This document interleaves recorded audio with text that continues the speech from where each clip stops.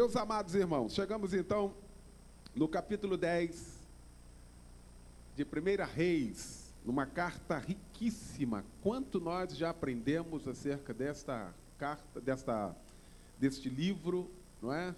Quantos ensinamentos preciosos, maravilhosos. E nós vamos continuar. Chegamos então no capítulo 10. E para quem vem acompanhando, não é, toda essa crescente, a pastora Beth, na quarta-feira passada, deu uma aula aqui falando das riquezas de Salomão, daquilo que ele possuía, daquilo que ele conquistou, daquilo que recebia de presente, não é? Fato é que o capítulo 10 vai dizer assim: tendo a rainha de Sabá ouvido a fama de Salomão com respeito ao nome do Senhor, veio prová-lo com perguntas difíceis. Chegou a Jerusalém com muito grande comitiva, com camelos carregados de especiarias e muitíssimo ouro e pedras preciosas, e compareceu perante Salomão e lhe expôs tudo quanto trazia em sua mente. Salomão lhe deu resposta de todas as perguntas, e de nada lhe houve profundo demais, que não pudesse explicar. Vendo, pois, a rainha de Sabá toda a sabedoria de Salomão, e a casa que edificara, e a comida da sua mesa, e o lugar dos seus oficiais, e o serviço dos seus criados, e os trajes deles, e os seus copeiros, e o holocausto que oferecia na casa do Senhor, ficou como fora de si. E disse ao rei: foi verdade a palavra que a teu respeito ouvi na minha terra e a respeito da tua sabedoria. Eu, contudo, não cria naquelas palavras, até que vim e vi com os meus próprios olhos. Eis que não me contaram a metade. Sobrepujas em sabedoria e prosperidade a fama que eu vi. Esse texto vai falar de uma rainha que, reconhecendo toda a fama do rei Salomão, toda a sabedoria dele. Sabá é um país montanhoso a cerca de 1930 quilômetros de Jerusalém, e essa fama, não é, toda a riqueza, a sabedoria do rei Salomão ecoava pelas terras. Interessante que a primeira coisa que a gente aprende aqui nesse primeiro verso é que a sabedoria de Salomão, e a rainha chega à conclusão disso, tinha total relação com o Deus que Salomão servia.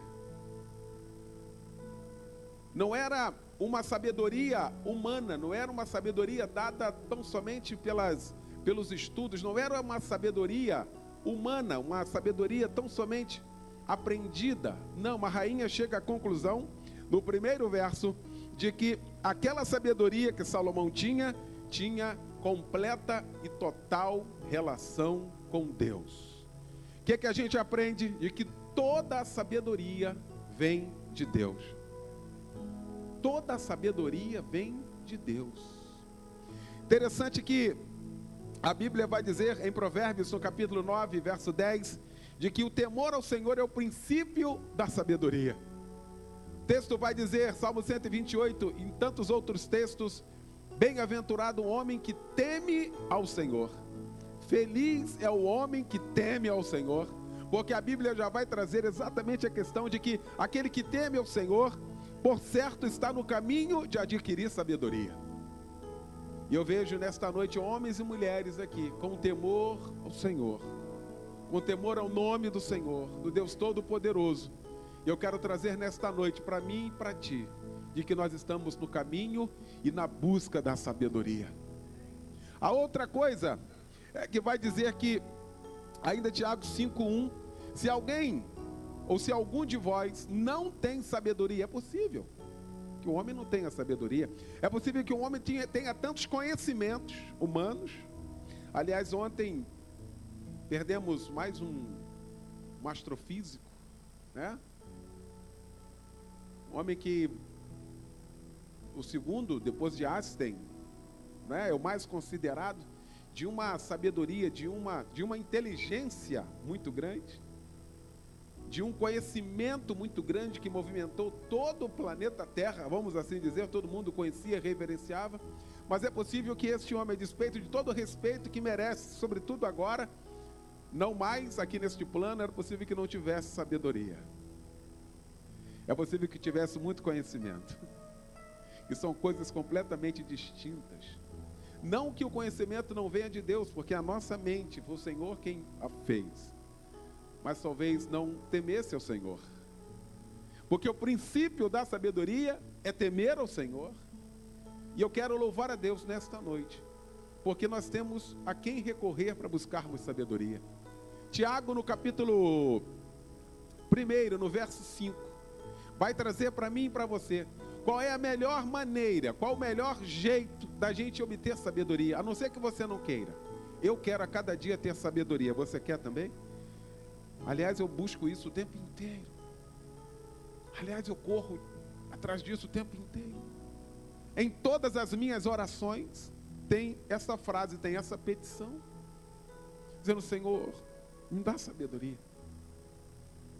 Senhor, tem hora que nossa vida é completa de decisões. Nós tomamos decisões todo o tempo. Decisões simples.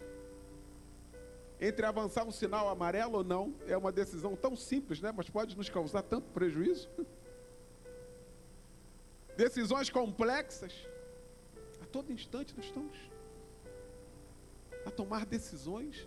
E a minha oração todos os dias é: Senhor, me dá sabedoria, para que no momento da decisão eu possa ter de fato a sabedoria vinda de Ti. E Tiago, no capítulo 1, verso 5, vai dizer assim: se algum de vós tem falta de sabedoria, sabe o que você pode fazer? Peça a Deus. A receita de Tiago para mim e para você: pastor, olha, eu estou fazendo, estou acontecendo, mas está batendo tudo na trave, todas as decisões que eu tomo, sabe, é um problema seríssimo, eu tenho quase certeza que eu não tenho sabedoria. Então, a receita para mim e para você nesta noite: peça a Deus, que Ele dá a todos. Ou seja, nós não vamos ficar órfãos de sabedoria, só se nós não pedirmos a Deus. Tiago ainda vai completar: todos dar liberalmente. Ou seja, não tem como ser seletivo, dizer assim: não, eu vou dar para você, eu não vou dar para ele, aquele ali vou dar mais ou menos. Não, o Senhor é que nos dá sabedoria. Então nós temos a fonte da sabedoria. A segunda coisa que eu aprendo é que a rainha queria fazer perguntas difíceis. Em muitas versões vai dizer que ela queria fazer perguntas difíceis. E qual é a pessoa que, estando na frente de um sábio, não quer fazer perguntas, né? É o que eu mais quero, é o que eu mais anseio. Aliás, na rádio é o que eu mais faço. E alguns pastores, no tom de brincadeira, brincam assim: poxa, pastor Eliel bota a gente contra a parede, espreme a gente. Só mestre lá. Só mestre lá. E eu falo: não posso perder essa oportunidade. Era uma sensação que a rainha tinha. Mas, já que eu vou estar com o homem mais sábio da terra, eu tenho que fazer perguntas difíceis. Aliás, tem uma frase que ela é muito verdadeira: o que move o universo são as perguntas. E eu sinceramente não sei. Eu não sei se você tivesse a oportunidade de estar com Salomão, o que você perguntaria a ele? Qual é a pergunta que você faria a Salomão se tivesse a oportunidade de estar com ele, sabendo de fato de que a sabedoria que ele tinha era uma sabedoria dada por Deus? Qual é a pergunta que você faria? A curiosidade humana, a curiosidade no campo da fé, tão complexa. Às vezes a gente não entende absolutamente nada. Às vezes é coisa simples para um e tão complexa para outra. Tocar teclado do Tadeu é a coisa mais simples que tem. Ali. Agora coloque eu ali, querido. Assim, dá um Ré menor. Em 2022, é possível que saia o Ré menor. Veja como é que a vida. Qual a pergunta que você, de fato, faria para Salomão? Porque a rainha saiu com essa perspectiva. Ela viajou nessa perspectiva de fazer perguntas difíceis. E quem faz pergunta quer respostas. Quem faz perguntas quer respostas. E o mais interessante é que a Bíblia vai ser tão fantástica, vai dizer que Salomão respondeu todas as perguntas. Até aquelas que ela achava difíceis demais. As mais complexas e sem achar dificuldade nenhuma. Sabe o que é que eu aprendo aqui, querido? Sabe o que é que eu aprendo aqui? É que está escrito na primeira epístola de Pedro, no capítulo 3, no verso 15. Muitas pessoas querem nos fazer perguntas, aliás, até fazem. Até fazem perguntas. Talvez lá no seu trabalho tenha alguém com a sede imensa de Cristo. O caminho que ela tem é perguntar: por que você é crente? Quem nunca ouviu essa pergunta? Por que você é crente? Por que você vai para a igreja? Por que você é Bíblia? Porque eu não consigo entender. Ou seja, para essa pessoa é uma pergunta difícil. E talvez para muitas pessoas essa resposta também é muito difícil. Pergunta nesta noite, para mim e para você, por que que nós somos salvos em Cristo Jesus? Por que que você é crente? Você saberia responder essa pergunta? Porque na primeira epístola de Pedro, no capítulo 3, verso 15, vai dizer assim: antes aqui, santificai ao Senhor Deus em vossos corações, e estais sempre preparados para responder com mansidão e temor a qualquer que vos pedir a razão da esperança que há em vós. Estamos preparados, ou seja, nós temos que nos preparar, porque as perguntas virão, perguntas complexas, muitas das vezes nós respondemos asperamente a essas pessoas. Essas pessoas querem tão somente saber qual é a razão da nossa esperança, e você tem que ter essa resposta na ponta da língua. Você saberia? De tantas perguntas e tantas respostas que poderíamos dizer nesta noite, é dizer que você é amado do Pai. Uma das respostas, dizer que você foi alcançado pela graça. Dizer que Jesus foi e te tirou do lamaçal, do charco de lousa e te trouxe para a sua maravilhosa luz.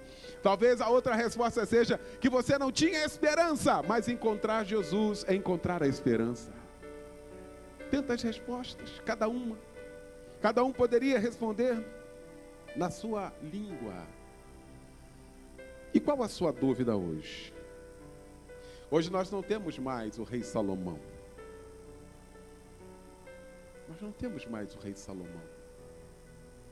A pergunta anterior foi: qual a pergunta que você faria se estivesse diante dele?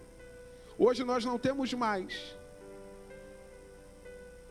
o rei Salomão.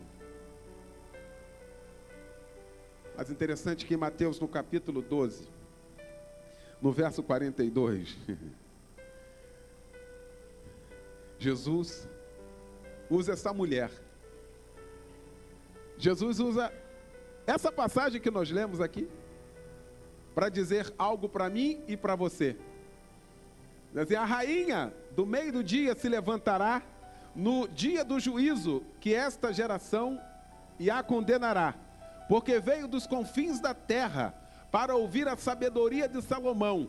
E eis que o que está aqui, quem é maior do que Salomão.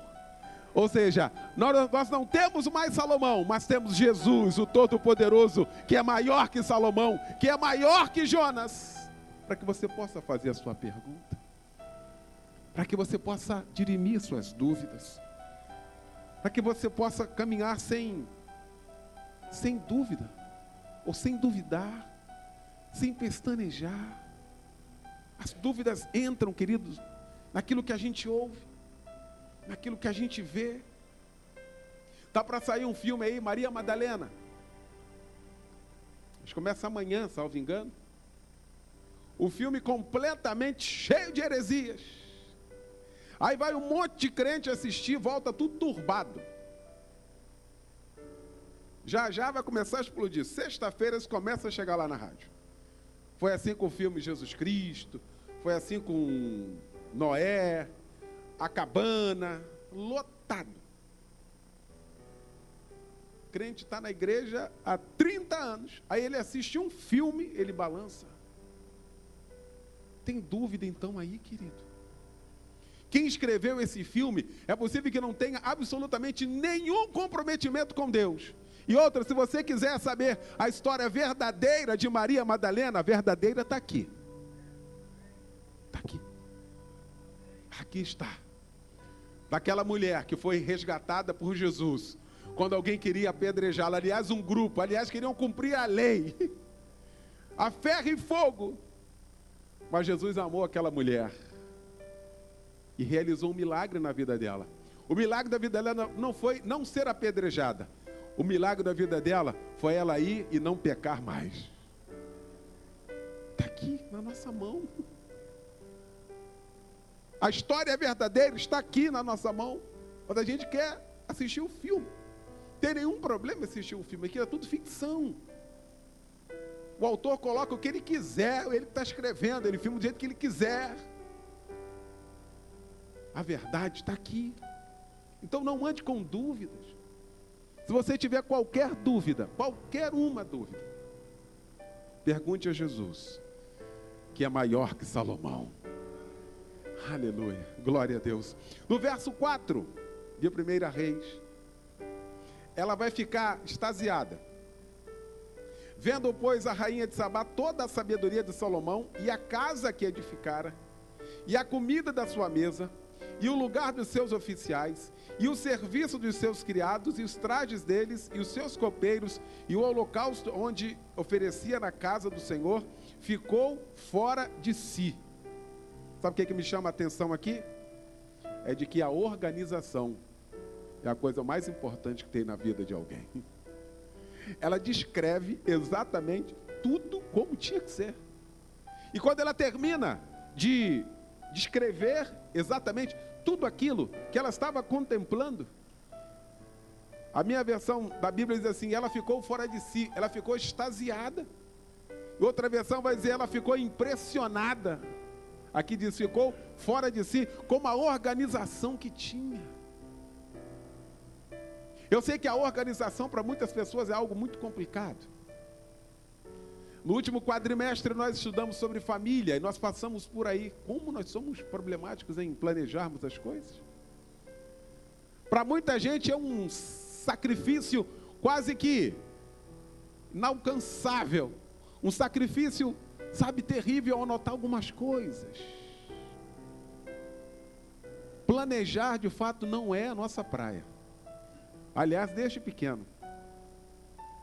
Por isso que aquele hit do Zeca Pagodinho vendeu muito, porque muita gente se via ali. Deixa a vida me levar.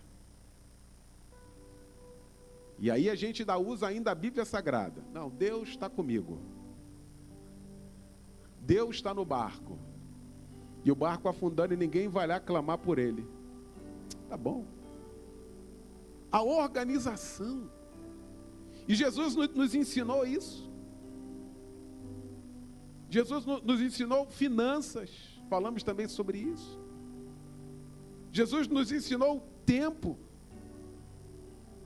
A gente não consegue gerir o tempo. A gente não tem tempo para nada.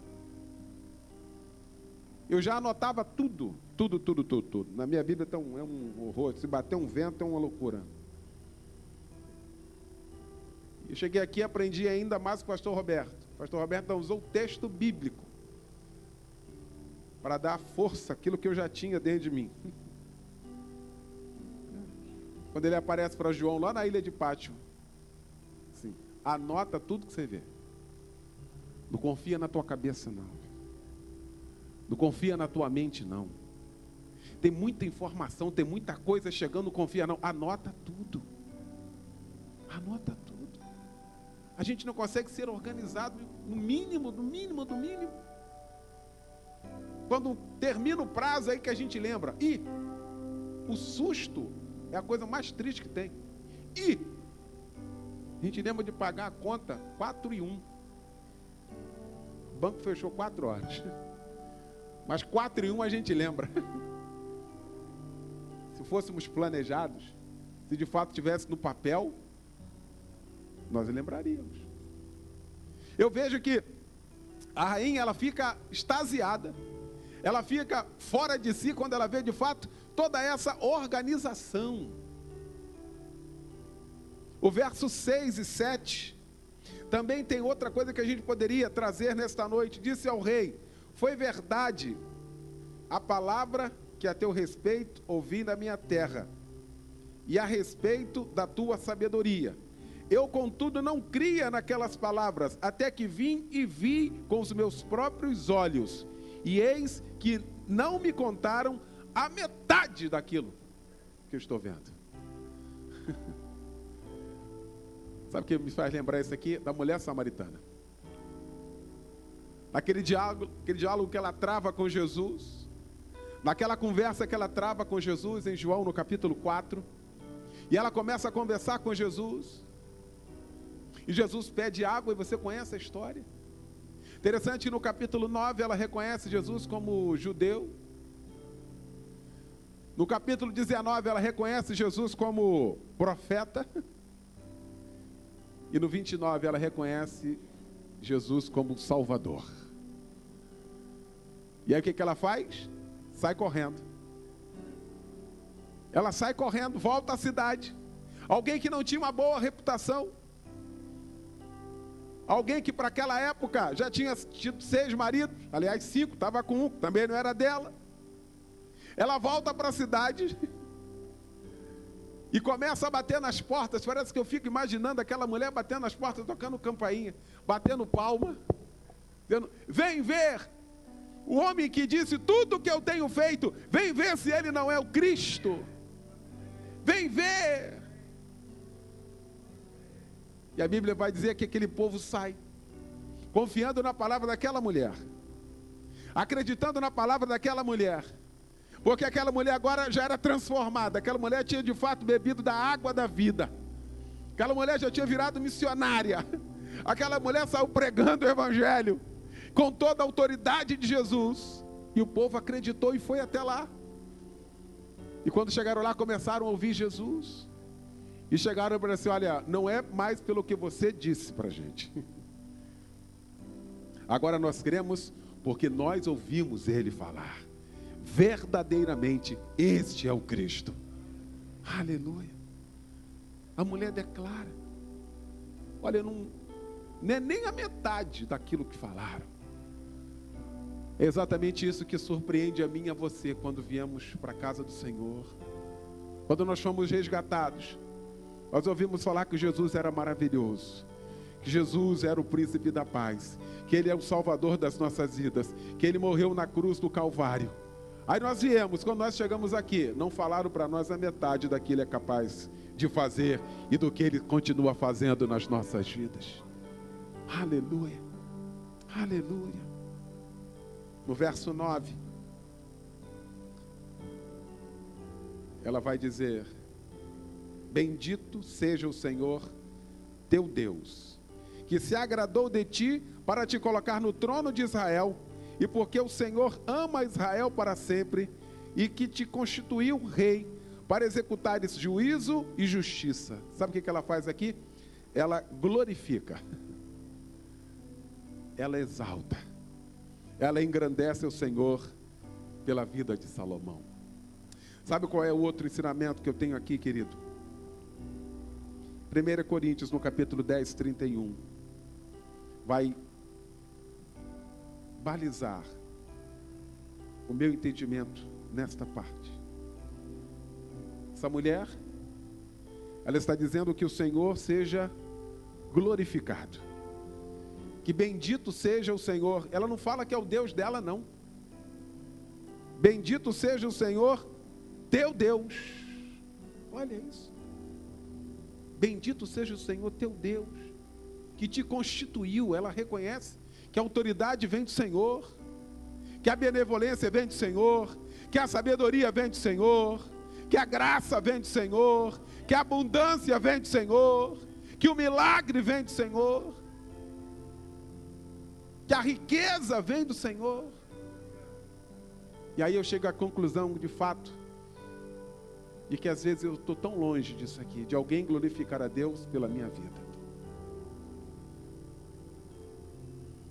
de alguém engrandecer ao Senhor pelas minhas atitudes,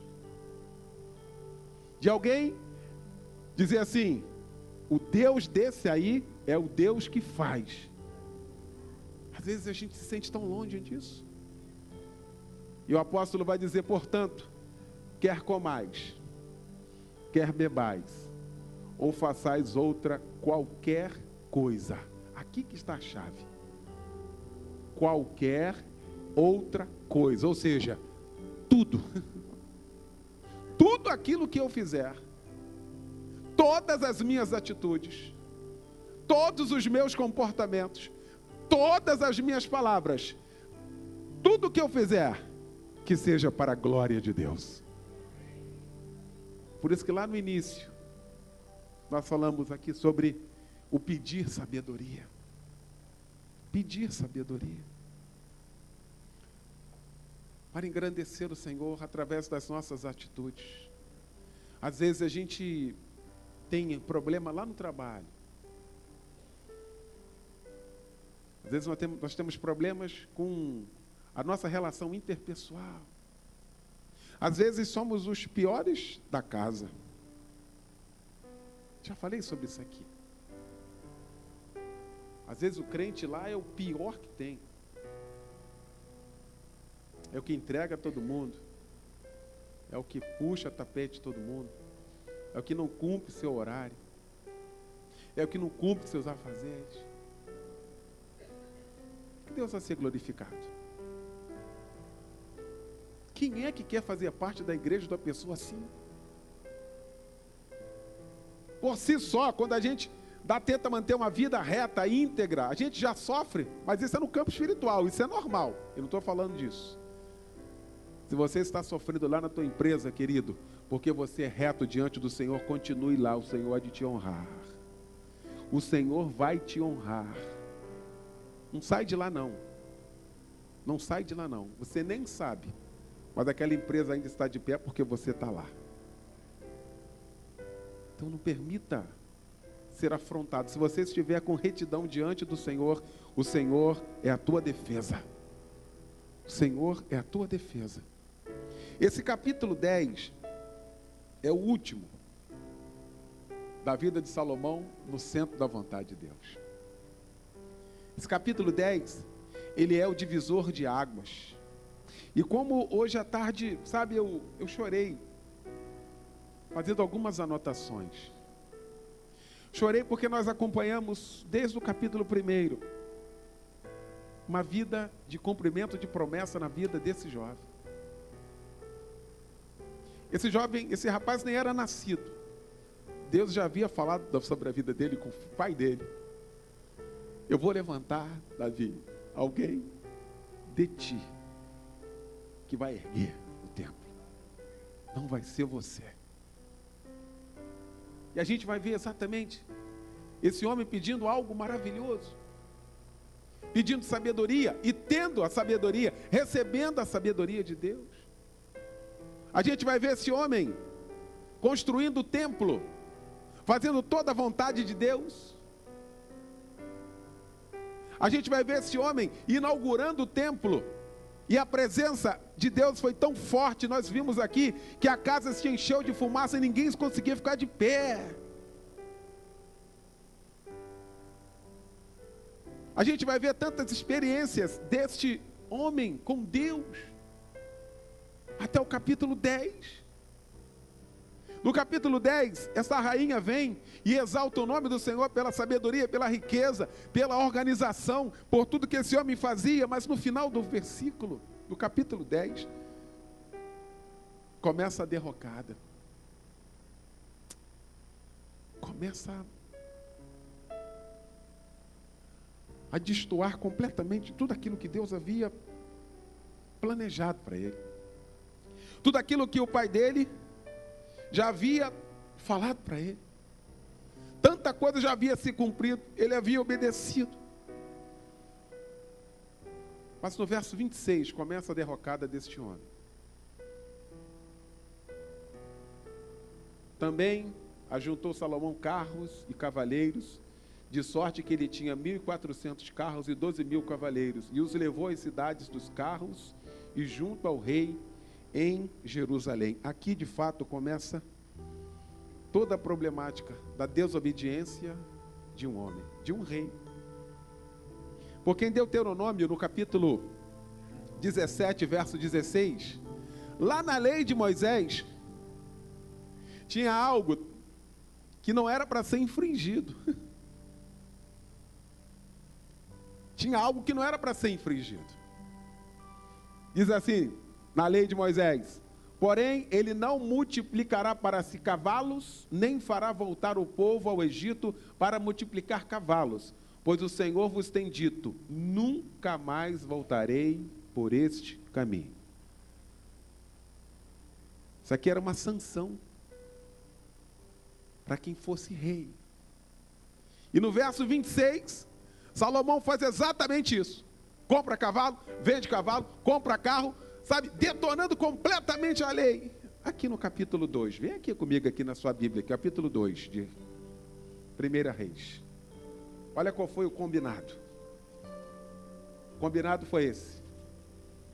E aproximaram-se os dias da morte de Davi, e deu ele ordem a Salomão, seu filho, dizendo: eu vou pelo caminho de toda a terra, esforça-te, pois, e sê homem, e guarda a ordenança do Senhor teu Deus, para andarem nos seus caminhos, e para guardarem os seus estatutos, e os seus mandamentos, e os seus juízos, e os seus testemunhos, como está escrito na lei de Moisés, para que prospere em tudo quanto fizeres, para que o Senhor confirme a palavra que falou de mim, dizendo: se teus filhos guardarem o meu caminho, para andarem perante a minha face fielmente, com todo o seu coração e com toda a sua alma, nunca, disse, te faltará sucessor ao trono de Israel.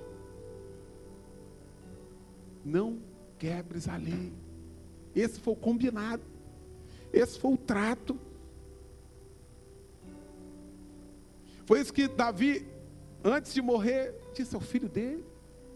Mas interessante que ele topou. Ele sabia o que era isso. Ele entendia exatamente o que era isso. E aí eu chego à conclusão, querido, do que o apóstolo Paulo quis escrever em 1 Coríntios, no capítulo 10, verso 12. Fiquei nesta tarde, sabe, muito impactado com isso. Isso é um alerta para mim. Isso é um alerta para nós. O apóstolo vai escrever: aquele, pois, que cuida estar em pé, olhe para que não caia. É uma linha tênue de um homem que tinha uma sabedoria, que recebeu de Deus sabedoria, um homem que estava no centro da vontade de Deus, um homem que tinha tudo, um homem que estava fazendo absolutamente tudo aquilo que estava no script de Deus, um homem que vinha gente de fora para adornar, como Irão veio, trouxe tanta coisa, veio para adornar o templo do Senhor. Um homem que, usado por Deus, um homem que escreveu tantas coisas, mas num detalhe, numa decisão, num comportamento, joga tudo por terra. Cuidado. Aquele, pois, que está de pé, aquele que julga, em outra versão, está de pé, cuide-se, para que não caia. E aí a gente vai entender a palavra vigiai e orai. Vigiai e orai, porque o diabo, vosso adversário, anda ao derredor. Não é dormindo, não é cochilando, não. A postura dele é rugindo, bramando como um leão, buscando a quem possa tragar. Como é que pode um homem desse? Como é que pode Salomão, o rei de Israel, sucessor do trono, por vontade de Deus, fazer um negócio desse. Negócio de quebrar a lei. Aliás, não era muito comum isso. Aliás, eles preservavam muito isso. Mas muitas das vezes a autossuficiência se abate em nós. Às vezes a autossuficiência nos faz tropeçar. Isso aí eu já sei. Essa é a pior frase que tem. Isso eu sei. Não, mas isso aqui... Não, isso aí não é meu pecado, não. Meu pecado é outro. Tu acha que o diabo não sabe qual é o teu pecado? Qual é a tua fraqueza? Só acha que ele não sabe. Quando ele vem, ele bate na solda, é para quebrar. Ele não brinca de diabo. Ele é. Ele não brinca. O leão não brinca com a caça. O leão ataca e mata a caça. Ele asfixia. Ele detona. Ele acaba. Tal qual o inimigo. Isso aí eu vou deixar. Às vezes a gente fica flertando, né, com o pecado. Não, isso é... Dinheiro não é meu problema. Meu problema é outro. É o diabo. Aí começa a arrumar um monte de negócio. Aí na primeira você não cai, na segunda você não cai. Na terceira, talvez você não caia nunca. Mas só a aparência do mal já detonou a sua vida. Ricardo estava junto. Eu não vi nada não, mas eu só sei que pronto. Quer ver acabar com a reputação do Ricardo? É só falar isso. Quem? Ricardo? Pronto, irmão. Você é a pior pessoa do mundo. Mas eu não fiz nada. Eu não fiz nada. A autossuficiência, muitas das vezes, faz a gente tropeçar. É isso que eu vejo nesse capítulo 10. Nesse capítulo divisor de águas. E o profeta Jeremias, no capítulo 9, vai trazer uma advertência para mim e para você, nesta noite. A despeito de tudo aquilo que está indo bem na nossa vida. Está indo tudo bem na nossa vida. Mas às vezes uma decisão bota tudo por terra. Talvez eu esteja falando aqui, falando, pastor, eu estou vivenciando isso. Às vezes uma palavra que a gente fala, a gente coloca por terra um monte de coisa. Às vezes uma brincadeira, sem maldade nenhuma. Às vezes um apelido que o outro coloca e o outro ri, pronto, já é motivo para dar problema. Um problema às vezes para a vida inteira. Porque muitas das vezes nos falta sabedoria. Sabedoria. No capítulo 9 do profeta Jeremias, versos 23 e 24. Vai dizer assim: assim diz o Senhor, não se glorie o sábio na sua sabedoria, nem se glorie o forte na sua força, não se glorie o rico nas suas riquezas, mas o que se gloriar, glorie-se nisto, em me entender e me conhecer, que eu sou o Senhor, que faço beneficência, juízo e justiça na terra, porque destas coisas me agrado, diz o Senhor. Aleluia. Aleluia. Há um mês que essa igreja, não sei se você tem percebido, as mensagens, elas vão se convergindo num alerta de Deus para mim e para você. Um alerta do Senhor para os seus, para aqueles que conhecem e para aqueles que estão na presença dEle.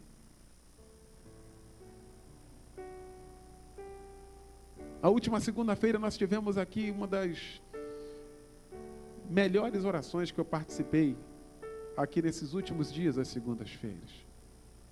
Éramos pouca gente, éramos pouquíssimas pessoas, né, Ricardo, né, Júnior? Na segunda-feira.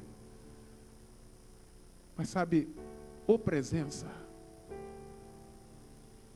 Presença. Pastor Roberto, na escola bíblica dominical, ecoou a aula dele, dizendo que o nosso problema é que nós não somos cheios do Espírito Santo. E eu falava na segunda-feira, quando o Júnior me deu a oportunidade de orar, para sermos cheios do Espírito Santo. Só tem uma condição, e às vezes é essa que nós não queremos, é esvaziarmos de nós mesmos. Você quer ser cheio do Espírito Santo? Você quer transbordar do Espírito Santo? Se esvazie de você. Se esvazie do eu. Se esvazie, sabe, da prepotência de achar que você que é o bom. Não, você não é absolutamente nada. Um mosquito infectado leva você à morte.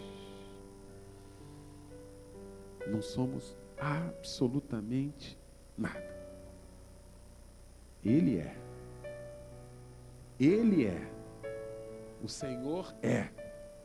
O Senhor faz. Ele é o poderoso. Ele é maior que o homem mais sábio da terra. Ele é maior que Salomão.